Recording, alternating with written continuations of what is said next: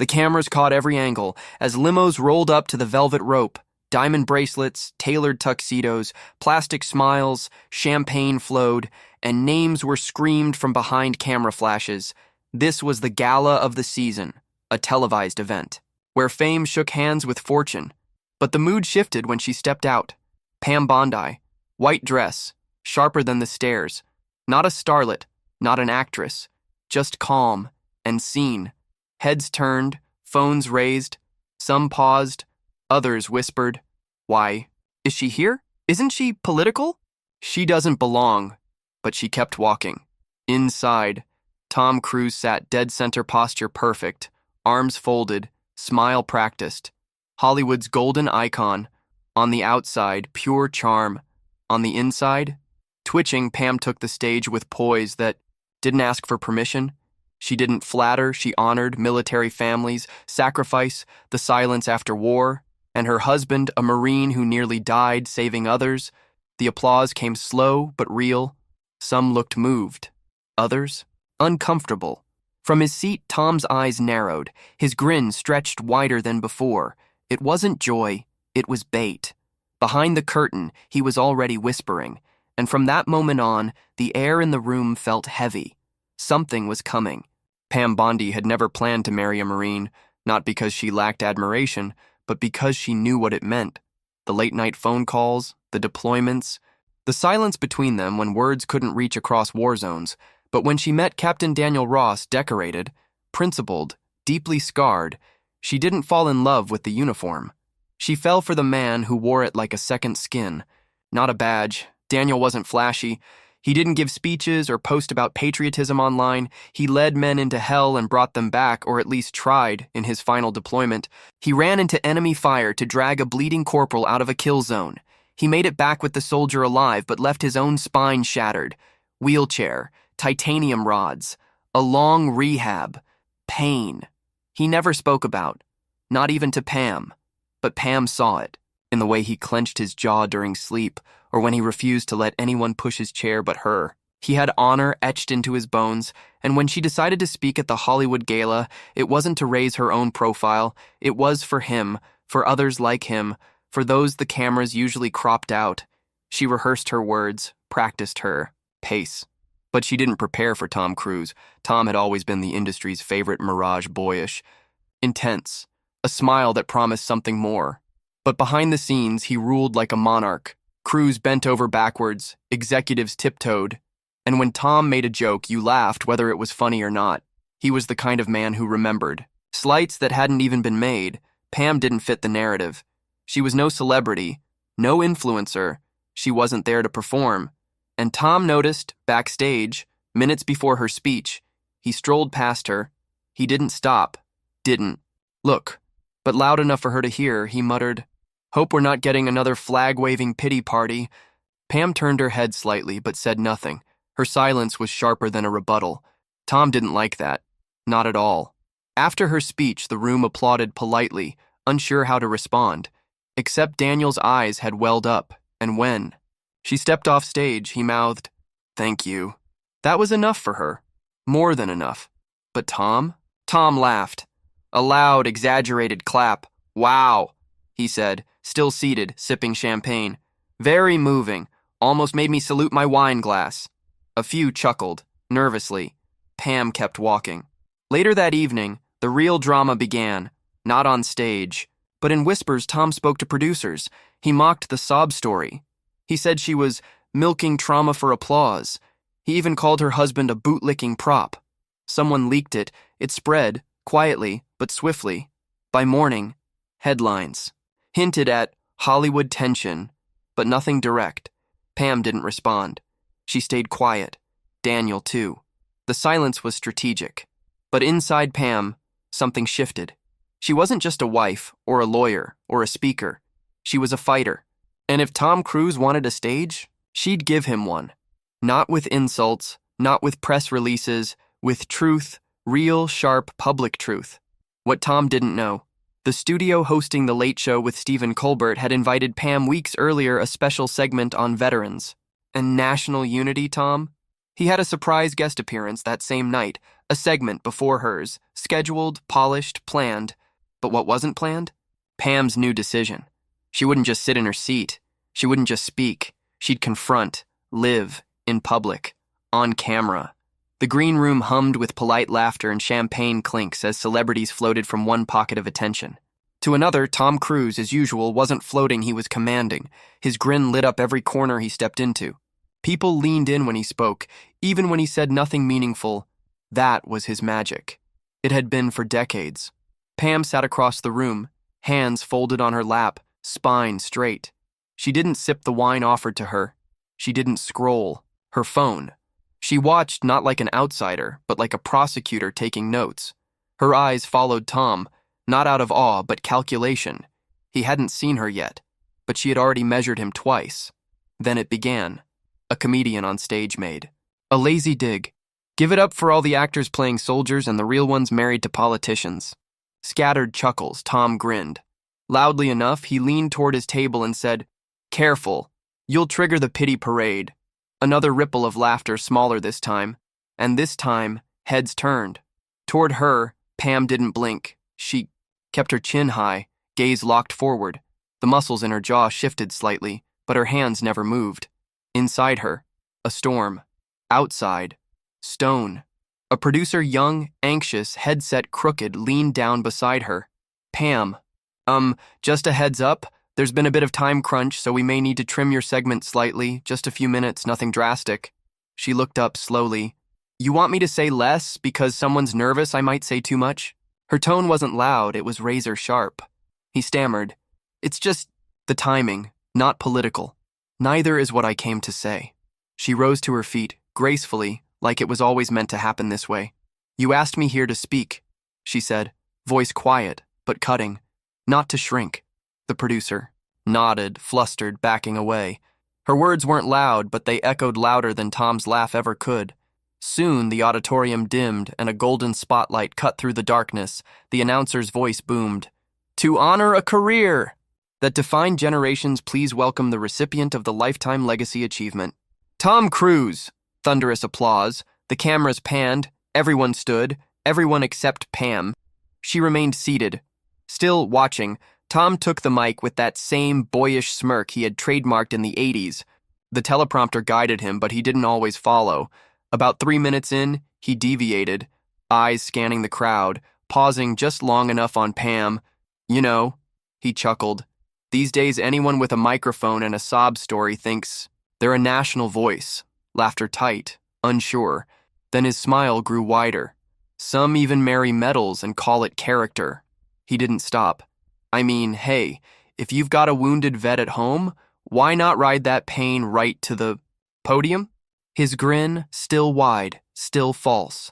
Using their spouse's trauma as a step stool, now that's peak performance. This time, no one laughed. Silence. Not the staged kind, the real kind. Thick, humid, dangerous. The audience stopped breathing. A camera operator fumbled. A fork clattered somewhere in the back. Someone whispered, "Oh my God," and it wasn't about admiration. Tom's smile faltered, just slightly unsure if he'd gone too far or not far enough.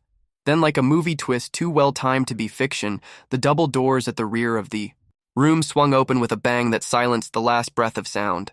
A man rolled forward, military dress blues, sharp creases, medals aligned like armor. Captain Daniel Ross, Pam's husband. He didn't shout, didn't march. He rolled through the aisle like he belonged to it. And somehow, in that moment, he did. Captain Daniel Ross didn't hesitate. He didn't look left, right, or toward the stage. He moved forward with mechanical precision, like he was back in Fallujah, weaving through debris. Only now the debris was million-dollar tuxedos, nervous glances, and Hollywood silence.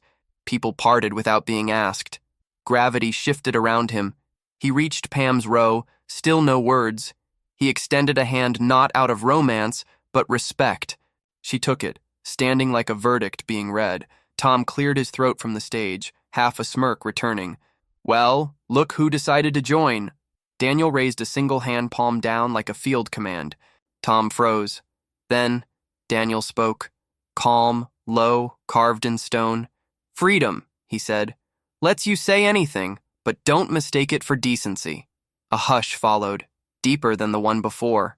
This wasn't an applause line. It was a correction. Pam turned toward the stage, her hand wrapped around the cold steel of the microphone waiting at the foot of the aisle. One slow breath in, out, and she stepped forward. The spotlight followed her like it knew better. Every camera turned.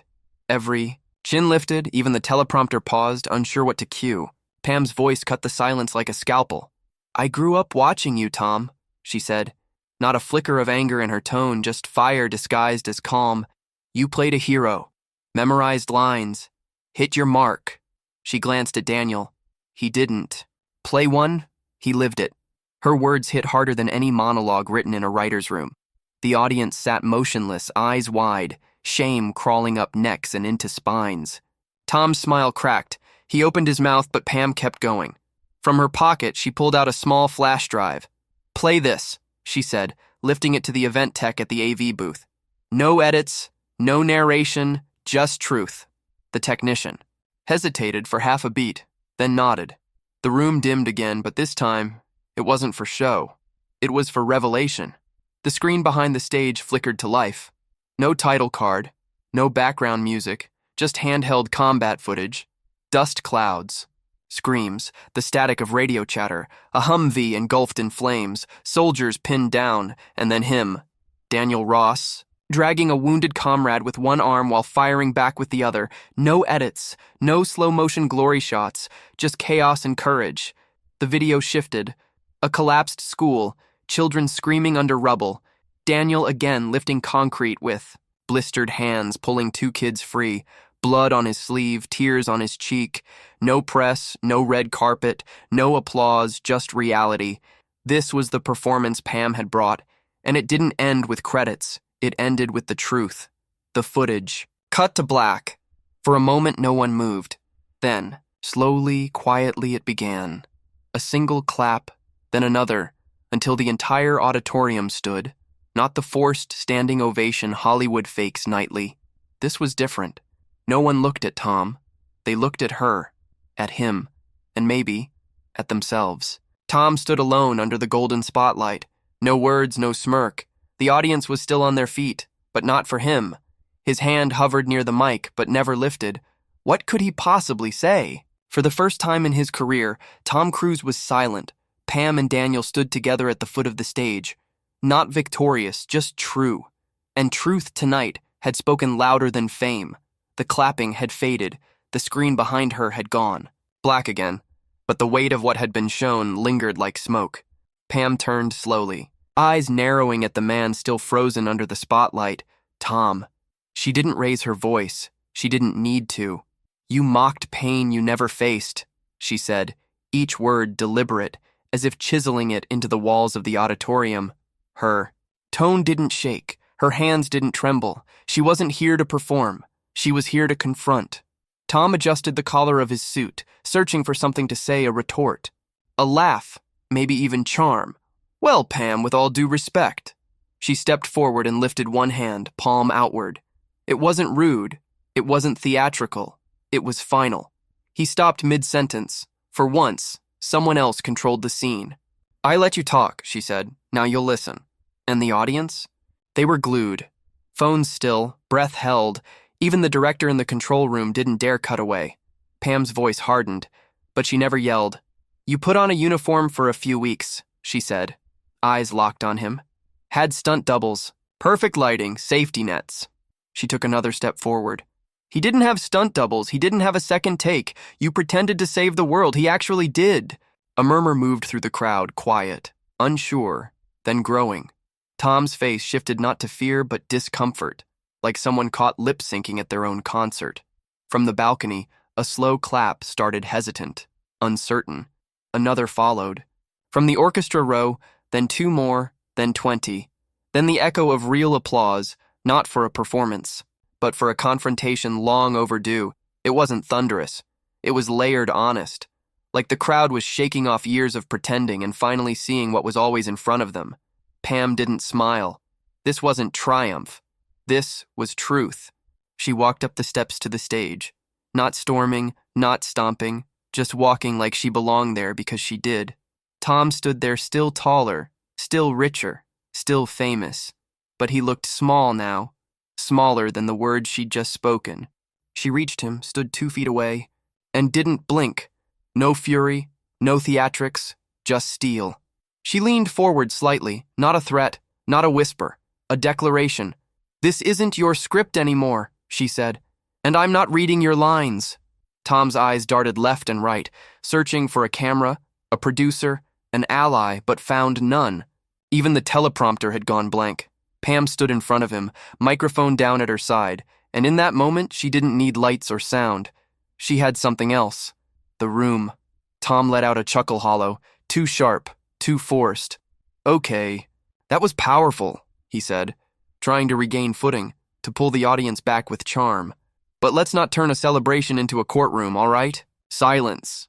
Not one person laughed, not one head nodded. For years, his laughter could fill rooms, diffuse tension, break walls. Now it just bounced off the walls and dropped dead on the floor. Pam didn't even blink, backstage, a young assistant's. Eyes widened as her phone screen lit up with hundreds of notifications. Her Bondi truth was trending. Clips of Pam's confrontation, her line, "You mocked pain you never faced," and her cold declaration, "This isn't your script anymore," were already flooding every platform. Threads exploded. Pam Bondi just shut down Tom Cruise on his night. She didn't yell, she didn't cry, she taught. The silence after that line? Historic? The internet didn't wait for the show to end. It already had its headline. From the edge of the stage, he appeared calm, grounded, unshaken. Her husband, still in uniform, still quiet, still watching.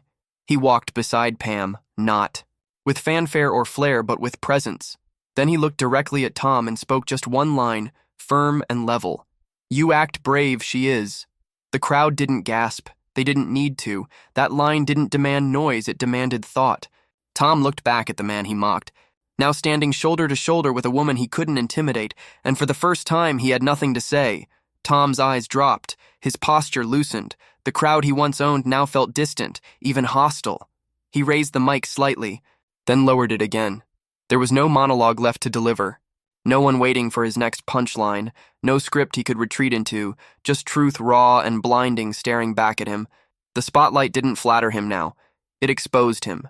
He looked at the floor and stayed there. Pam didn't linger. She turned from Tom, her husband falling into step behind her. She walked past the frozen cameras, the stunned tech crew, and the stunned crowd. She didn't wave. She didn't bow. She wasn't chasing applause. She wasn't collecting revenge. She was just done. Done letting someone else narrate her truth. Done letting ego wear the mask of entertainment. She disappeared behind the curtain. And even then, all eyes stayed on where she had been. No announcer jumped in. No music queued up. Even the showrunners hesitated. The crowd remained seated, like they'd forgotten how events were supposed to resume. The silence didn't feel awkward. It felt necessary. People weren't checking their phones. They were holding them, mid-scroll. Frozen. A woman had just taken on Hollywood's most unshakable icon and hadn't screamed or begged. She had spoken.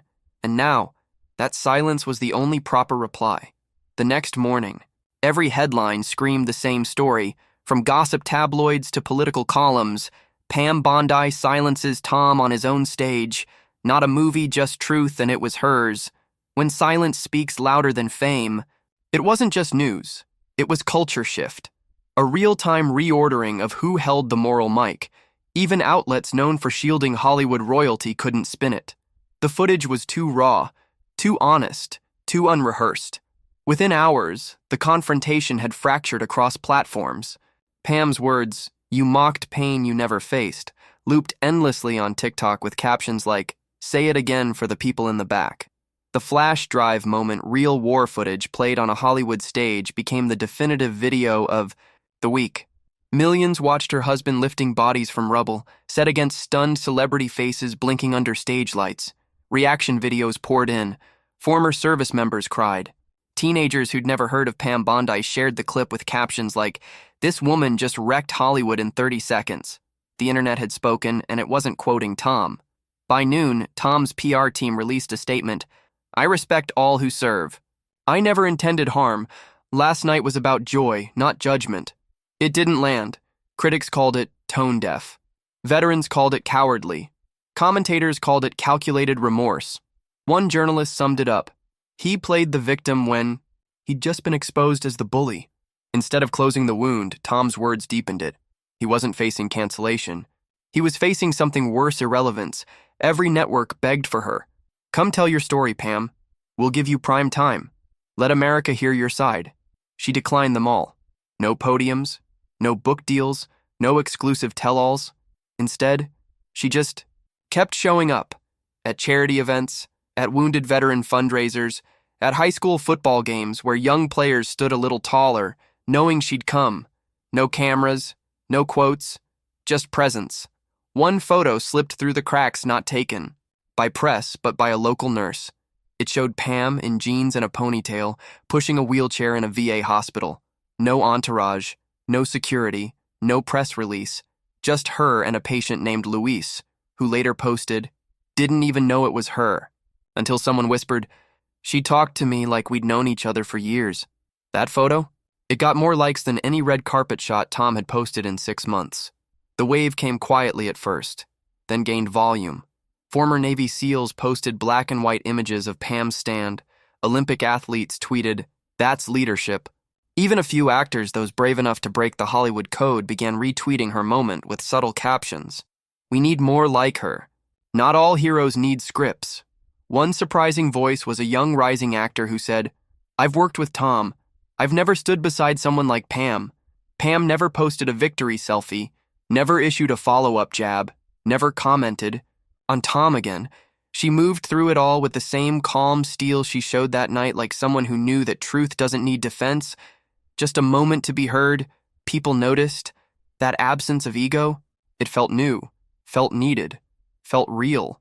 Among the thousands of posts, one tweet rose above. She didn't just win a moment. She reminded them what courage is: quiet, unflinching, unbought. It was retweeted over 3 million times in 3 days. Pam never replied to it. But those who watched her, who'd seen the fire, the dignity, the walk-off, they didn't need a reply. She'd already said everything that mattered. The sky was streaked with soft pinks and quiet grays, the kind of dawn that doesn't announce itself, just arrives. Pam stood alone before the war memorial, her silhouette sharp against the rising sun. The names etched into the stone didn't shimmer under stage lights. They stood in silence, like those who once bore them. She didn't pose, she didn't pray out loud. She just stood there, still, present, listening to something deeper than applause. The only sound came from the flag gently flapping overhead. Pam's voice broke the silence, not loud, not defiant, just certain. "They fought for more than applause," she said almost to herself. "Not for awards, not for trending hashtags. For peace, for each other, for a country still figuring itself out." He stepped beside her, still in uniform, but more at ease now. He didn't say much. He never did, just looked at her, and nodded once. "And you reminded them." It wasn't about the confrontation anymore. It never really was. It was about the echo that remained after the noise faded. She hadn't walked into that theater to start a movement.